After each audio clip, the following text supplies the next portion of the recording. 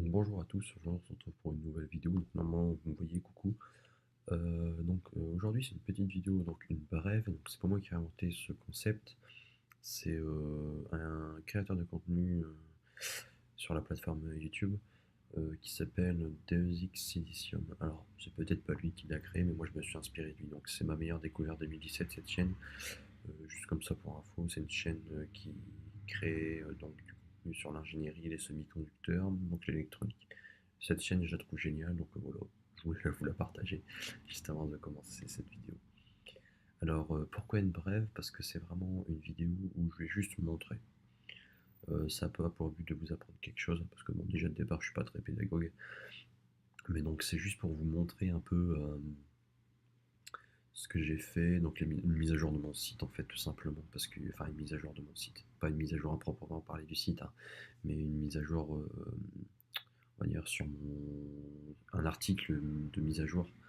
Comment dire ça? C'est juste pour vous dire que moi je suis encore là, quoi. Et c'est pour vous montrer ce que je fais, du moins. Voilà, c'est de cette façon que je voulais dire ça. J'ai eu du mal à m'exprimer. Donc voilà. Alors, donc aujourd'hui je vais vous montrer quoi? Je vais vous montrer mon serveur de mail auto-hébergé.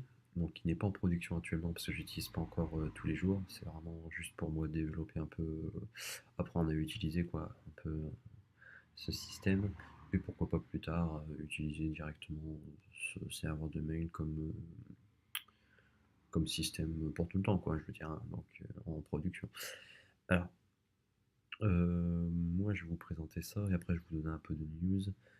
Si j'ai le temps, sinon je ferai une brève numéro 2, mais normalement ça devrait le faire.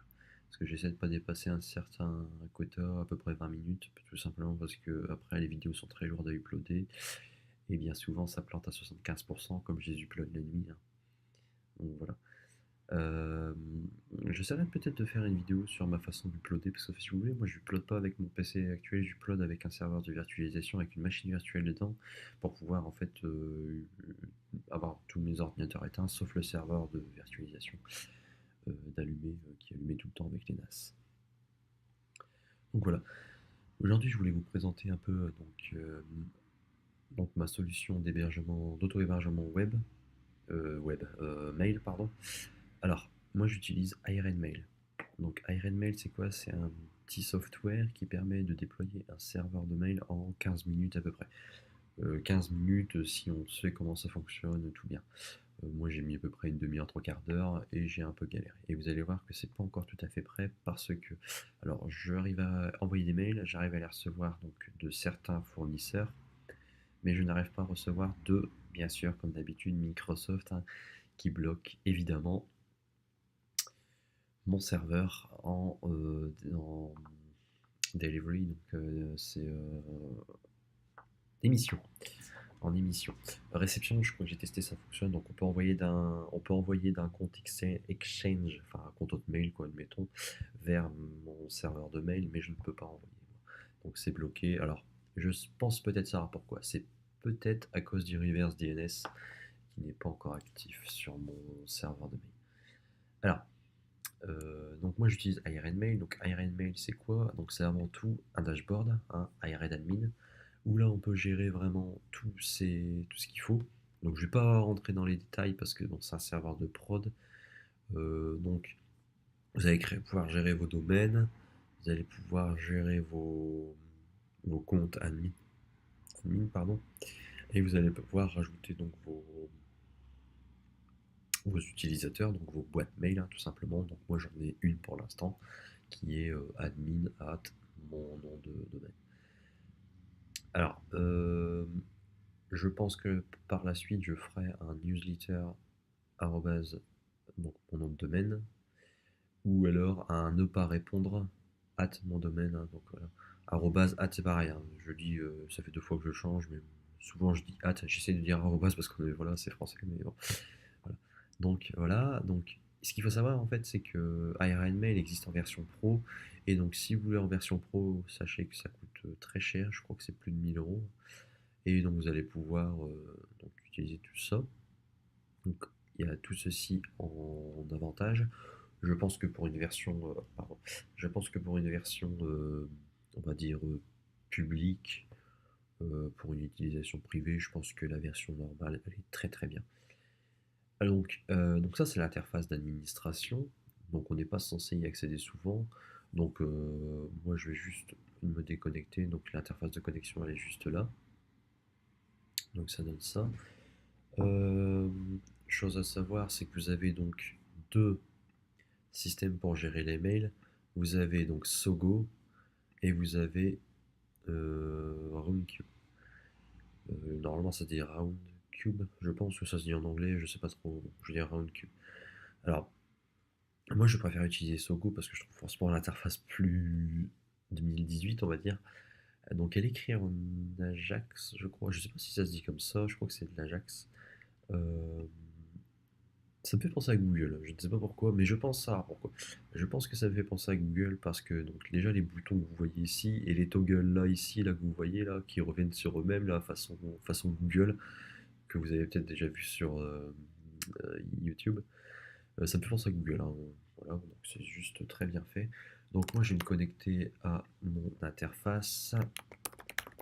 Euh, donc je vais pouvoir me connecter. Donc voilà, bienvenue. Et donc vous allez revoir, enfin vous allez arriver pardon sur l'interface qui est franchement mieux. Alors ce qui est bien, c'est que elle est considérée comme application, hein, cette interface. Donc vous allez pouvoir ici cliquer sur ajouter, hein, là ici en haut. Donc je sais pas si vous voyez bien ma souris, j'ai pas mis j'ai pas entouré ma souris, mais bon c'est pas grave. Donc ici là, vous allez pouvoir ajouter comme application. Ça veut dire quoi? Ça veut dire que les liens mail to, donc sur des sites ou n'importe quoi, quand vous allez cliquer dessus, ça va se balancer directement sur, sur cette interface pour envoyer le mail, tout simplement. Alors, donc ça fonctionne très bien. Je vais peut-être vous montrer d'ailleurs si ça marche. Donc, ce que je vais faire, moi, tout simplement, c'est que je vais écrire un mail avec mon téléphone, hein, que vous voyez ici. Donc, je vais faire un nouveau message et je vais l'envoyer à donc euh, à l'admin donc de mon site, donc arrobase mon nom de domaine. Donc, je vais mettre par exemple test réception pour vidéo YouTube. Donc, je vais marquer coucou. Voilà. Donc là, je vais vous l'envoyer. Donc voilà, c'est envoyé. Alors, il faut attendre un petit peu le temps que ça réceptionne, hein. C'est pas instantané non plus. Euh, donc, le serveur fonctionne à peu près bien, donc sauf comme je disais, euh, la réception avec le service Microsoft. Pourquoi? Parce que je pense que le reverse DNS, donc le reverse DNS c'est quoi? C'est donc un site avec un nom de domaine, comme par exemple mail.teodeke.com par exemple, sur le DNS, ça va envoyer vers une IP. Le reverse DNS, en fait, c'est que une IP va envoyer vers un nom de domaine. Donc en fait, c'est l'inverse d'un DNS. Donc c'est à peu près ça, hein, des personnes qui sont plus spécialisées dans tout ce qui est domaine et informatique et tout. Enfin, on va dire développement web. Pardonnez-moi pour la moto qui accélère comme n'importe quoi. Donc une personne qui est spécialisée dans ça pourra mieux vous expliquer, hein. Moi je suis juste un amateur, mais en gros c'est ça, hein, c'est l'inverse du DNS. Donc je pense que j'ai dû me tromper. Non, voilà.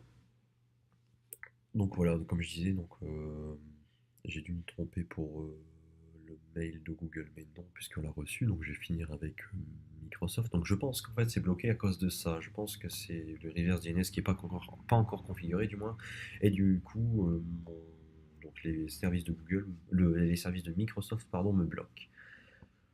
Bon, on essaiera d'arranger ça, mais sinon, alors, vous pouvez voir que le test de réception fonctionne. Euh, alors, par contre, vous voyez ici que l'heure n'est pas correcte, donc je pense que mon serveur web n'est pas, l'heure n'est pas à jour, donc je mettrai ça à jour.